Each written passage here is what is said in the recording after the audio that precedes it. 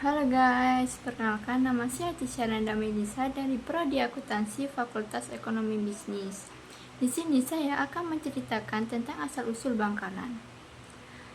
Asal-usul nama Bangkalan itu berasal dari kata bangka dan laan yang artinya sudah matilah. Istilah ini diambil dari cerita legenda tewasnya pemberontak sakti Kiai Lesap yang tewas di Madura Barat. Menurut cerita, setelah kejayaan Arya Wiraraja sebagai adipati pertama di Madura, maka pada dekade berikutnya perubahan zaman mulai membentuk karakter orang-orang Madura. Zaman yang penuh pergulatan dan perjuangan kala itu yang paling mengenaskan ialah saat kolonial Belanda bercokol di Madura. Dan saat itulah banyak yang timbul pemberontakan yang kerap dikenal dengan pemberontakan Trunojoyo, Pak Lesap, Sakerah, dan lainnya. Tampilnya Pangeran Trunojoyo sebagai pahlawan melawan penjajah merupakan awal kebangkitan Madura sebagai langkah menuju pemberontakan berikutnya. Trunojoyo putra Pangeran Waluyo yang pada dasarnya berjuang untuk membasmi ketidakadilan disambut gegap gempita oleh rakyat Madura. Setelah meninggalkan Mataram yang kemudian menaklukkan seluruh Madura, pada perjuangan berikutnya Trunojoyo mendapat bantuan dari orang-orang Makassar yang melakukan perampokan di lautan sekitar Jawa Timur setelah Makassar jatuh.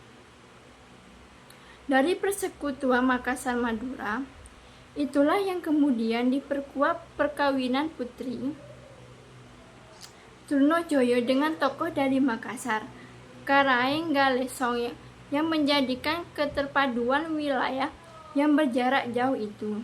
Keterpaduan itu dapat dibuktikan bahwa banyak hal persamaan antara keduanya, baik secara hidup masyarakat, watak, maupun sikap kesehariannya. Bahkan di Madura sendiri, Pulau Kangen Sumeneb, bahasa yang dipergunakan bahasa daerah yang dipengaruhi oleh bahasa Madura, Bugis, Jawa, dan Melayu. Tokoh lain kerap menjadi kebanggaan orang Madura, ialah Ki Lesap.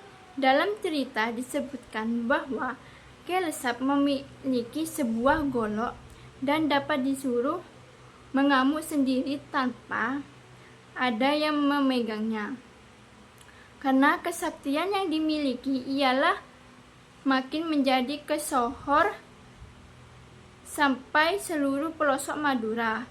Pada akhirnya Ki Lesap merasa yakin bahwa ia sudah cukup mampu memulai mengobarkan api pemberontakan. Keahlian kemasyurannya banyak membawa simpati kepada rakyat, sehingga pada saat itu turun dari pertama Gunung Payudan dengan sangat mudah. Dapat menaklukkan desa-desa yang didatanginya. Setelah menaklukkan wilayah dari timur Sumeneb, Pamekasan, dan Sampang, maka Ki Lesap beserta pasukannya menuju Bangkalan.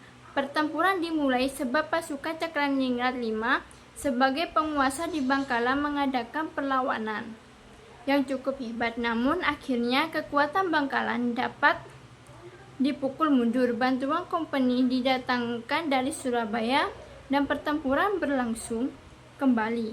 Meskipun demikian, bantuan tersebut Ki Lesap masih bertahan dan memukul mundur. Dan Cakraningrat V menguasai ke Malaja, sedangkan Banteng dipertahankan oleh kompeni. Namun pada akhirnya Ki Lesap jatuh di tempat asalnya, yaitu ketika Cakraningrat V melancarkan tipu muslihat dengan mengirim wanita ke tempat pesanggrahan Ki Lesap di Dea Toncu, Wantah Tanda Ronggeng, yang berbusana keraton yang memegang bendera putih. dan menyerahkan kepada Kelesap. Bagi Kelesap, tanda bendera putih itu pertanda Cakraningrat menyerah.